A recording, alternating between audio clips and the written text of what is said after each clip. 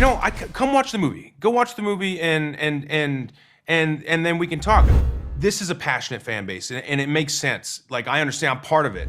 This is the soundtrack to your youth. Yeah. And you don't want someone to come along and cynically kind of destroy it as a cash grab with the movie. He said that this movie, Mario, is, like the soundtrack of your youth. That's very poetic. It's very poetic, and I really appreciate that because it is. If he's this passionate about it, I think so too. It makes me really hopeful. No pressure. Hey, welcome back to the studio. Today we're going to be talking about a little controversy, a little Italian guy, and a little bit of Italian. Maybe 1%. I wouldn't call it as much like controversy as much as Chris Pratt kind of speaking about the controversy of You wouldn't call it controversy. I wouldn't call it. This isn't like it's not a controversial take from Chris Pratt. It's more of he's talking about the controversy that's been up to this point of him playing Mario and Mario having such a unique voice and them not getting somebody else. You think Chris Pratt's got Italian blood in him? He looks 100% like Irish. Yeah, I would agree. If he said I'm 100% like English, Irish, maybe German, I'd say no, I believe that. Yeah. But we're gonna watch this clip. Maybe pause it if we need to. Okay. We're gonna start it when the interviewer asks him the question, and if we may not watch the whole clip, we might. We'll see how it goes. Okay, so you guys have kind of poked fun at this. The voices. When the trailer came out, everyone was like, "Why don't they sound more Italian?" But I think the movie handles it in such a great way. So what do you say to the people who are saying they need to sound more Italian? Come watch the movie. Go watch the movie, and then we can talk. I really think that, like, once you see the movie, and you know what? And in all honesty, I think you probably need to watch it twice. I think that, in all honesty, the answer though is that this is a passionate fan base, and it makes sense. Like, I understand, I'm part of it. This is the soundtrack to your youth. Yeah. And you don't want someone to come along and cynically kind of destroy it as a cash grab with the movie. I fully understand that. You do not want that to happen, and there were so many hearts and souls and minds dedicated to making sure that didn't happen. And you saw the movie. It's really honors the video game. It honors the world of Mario, and is very promising as to like what we could expect over the next 10 years, like an entire universe of these types of movies. They're super nostalgic. They're really fun. It's Illumination, so they know what they're doing, and it's great because especially for me now that I have kids, like I have to see every animated movie whether it's good or not. So I'm really grateful when a great animated movie comes out. And that's what it is. So thankfully, and hopefully there'll be more. I don't mean to. I since the beginning have kind of stood up for Chris Pratt, and I have been saying he can do it. Chris Pratt can do it. He can play the voice, and I think it'll be a good movie. I don't like the way she's interviewing, though. I don't mean to throw shade at her. I don't even know who that is. Yeah, but she's terrible at interviews. It's all right. Look, I think the only way to get good at something is to do it. Yeah. And if she's starting out with interviews, maybe this is her first big. Maybe you can tell Chris Pratt is passionate about this, and him saying that you don't want to. What did he say? Something about the soundtrack of your youth. Yeah, he said that this movie Mario is, like the soundtrack of your youth. That's very poetic. It's very poetic, and I really appreciate that because it is. Everybody played Mario. Right. Everybody was around Mario. Even if you weren't like a video game person, you played one of the racing games or one of the party games. Or Donkey Kong game. One of the Donkey Kong games. You've been exposed to it. You've heard the music. And a lot of us have grown up with it as, taking up a lot of our time as children. I think it's really interesting, his comments. He's very passionate about what he's saying. You can see it in his eyes and his voice. He said, go watch it. That was his, the first thing he says. Go watch it. Maybe watch it twice because there's something in this that he wants us to experience. I think he enjoys the movie. I think he enjoys that it's something you can watch with your kids, something you can watch as a family.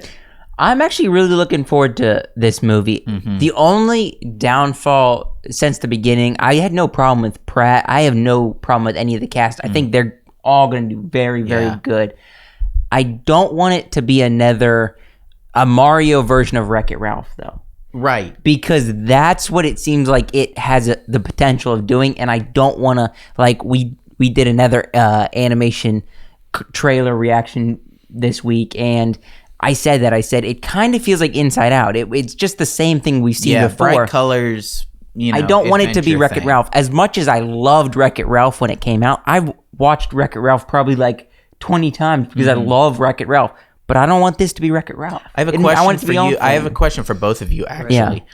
He said, I think this is a great start to open up kind of the next 10 years of this world. What do you guys think of not just one? We're not talking about an extended universe. We're talking about the Mario world. We're talking about things that happen in, Mushroom Kingdom and the worlds around it. What do you guys think of movies maybe starring Mario and Luigi, maybe starring just Mario or just Luigi or just Peach inside of this world?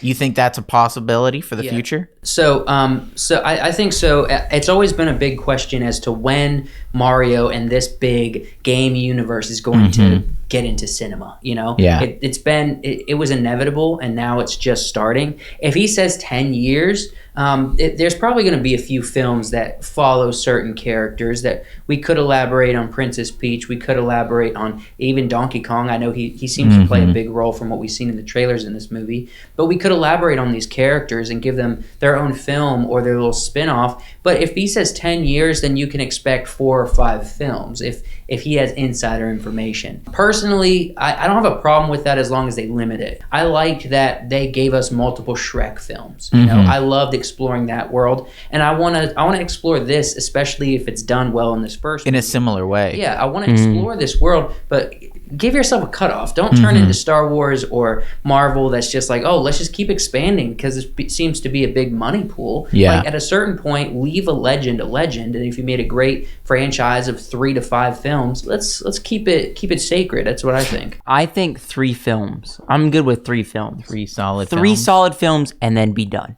3. I would give it. I mean, obviously, I think they're probably going to do more, and some are going to maybe be good, some will probably be bad. If I were to do it myself, I would probably do like this. Easily Super Mario Brothers 2 because of the game Super Mario Brothers 2.